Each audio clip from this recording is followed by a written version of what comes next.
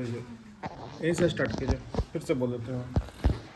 15 दिसंबर 2022 को एनजीओ का स्थापना दिवस है और ये जब इसका फाउंडेशन पड़ गया है, भले ही वो निरसा से ही पड़ा, झारखंड का एक बहुत छोटा सा ये मंडल है, लेकिन आज पूरे देश के 12-13 राज्यों में करीब करीब संस्थान का सदस्य लोग बने हैं। कई जिला में जिला कमेटी चल रही है। देखते देखते जो गाछ यहाँ लगाया गया था वो पूरे देश में फैल रहा है। तो 15 दिसंबर फाउंडेशन डे हम लोगों का हुआ और आज का दिन सबसे सुखद ये है कि हम लोग 3 साल पूरा कर दिए हैं। और कोई भी एनजीओ 3 साल जब पूरा कर लेता है तो उसको राष्ट्रीय मान्यता जो मिला हुआ है उसको और ज्यादा प्रगाढ़ रूप से उसको बढ़ते चला जाता है। और जितना भी इस देश के सरकारी संस्थान हैं उनमें एक बहुत बड़ा बड़ा फंड होता है सीएसआर का, लेकिन उसमें एक फाउंडेशन होता है कि कोई भी एनजीओ जब तक 3 साल नहीं पूरा करेगा तो आपको सीएसआर फंड नहीं मिलेगा। तो अब 3 साल का जो फाउंडेशन था वो आज हम लोग का खत्म हो गया। जैसा कि हम लोग जिस जगह पे बैठे हुए हैं, आप सबको पता है कि यहाँ पे कोल इंडिया का ऑफिस है, आपका बंगाल में हमारा करीब में है, वहाँ हेडक्वार्टर है सप्तोरिया में।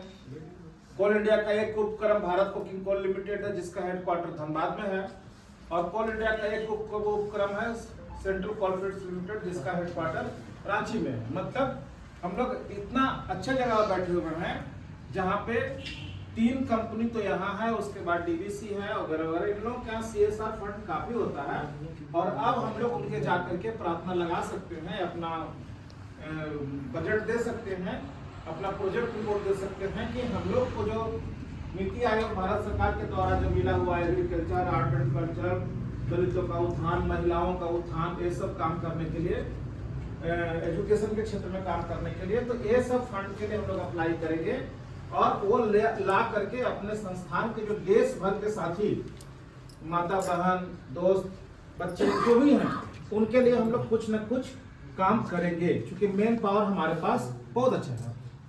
दूसरी तरफ इस एनजीओ का जो नींव पड़ा था वो पड़ा था सहारा इंडिया। इस देश के 13 करोड़ लोगों का पैसा हड़प लिया है, बहुत लोग मर गए हैं, बहुत लोगों का पैसा नहीं मिला। तो उसी से लड़ने के लिए हम लोग प्रयास कर रहे थे। उसी क्रम में हम लोगों को बताया गया संघ है शक्ति कलयुग है, संघ बनाइए, आपको ज्यादा भाव मिलेगा, संघ बना करके ही आप लड़ सकते हैं, तभी जीत पाएंगे। तो इस एनजीओ को हम लोग संघ के रूप में विस्तार किए, संघ बनाए, और आज पूरा देश जान रहा है कि देश का एकमात्र ऐसा संगठन विश्व भारती जन सेवा संस्थान है जो सहारा इंडिया को पानी पिला करके रख दिया है। कोर्ट से लेकर कचहरी तक, लीगल तक, हर जगह हम लोग आज खड़े हैं। चाहे वो देश के सर्वोच्च न्यायालय माननीय सुप्रीम कोर्ट हो, वहां भी सहारा इंडिया के खिलाफ हम लोग रिट याचिका लगाए हुए हैं। अपराध अनुसंधान विभाग सीआईडी में भी क्रिमिनल केस किए हुए हैं, पटना में केस किए हुए हैं, हर जगह इनको हम लोग घेर लिए हैं।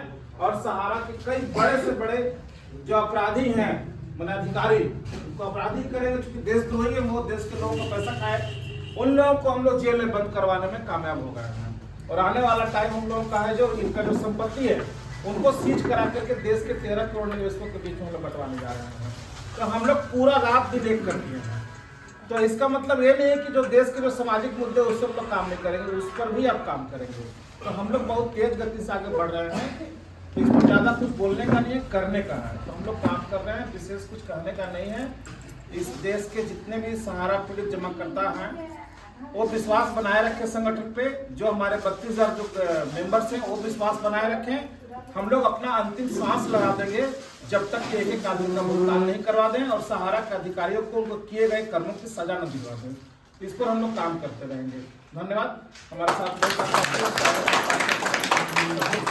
बातों को खत्म करें। हमारे साथ राष्ट्रीय कोषाध्यक्ष